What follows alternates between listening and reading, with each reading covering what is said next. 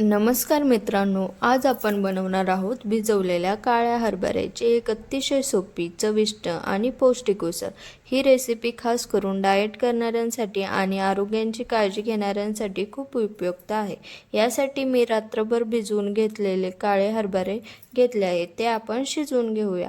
हरभरा हा प्रोटीन आणि फायबरचा खूप चांगला स्रोत आहे, त्यामुळे पोट जास्त वेळ भरल्यासारखे वाटते। आता कढईमध्ये आपण तेल घालून त्यामध्ये कांदा चांगला सोनेरी रंगाचा होईपर्यंत परतून घेऊया। त्यामध्ये मीठ आणि तिखट घालून घेऊया।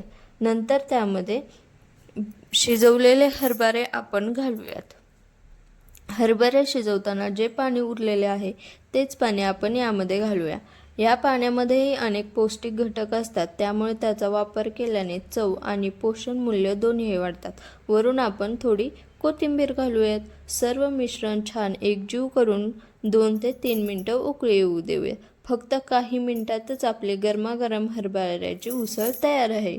या उसळीमध्ये तेल खूप कमी असल्यामुळे ही रेसिपी वजन नियंत्रणात ठेवण्यासाठीही मदत करू शकते।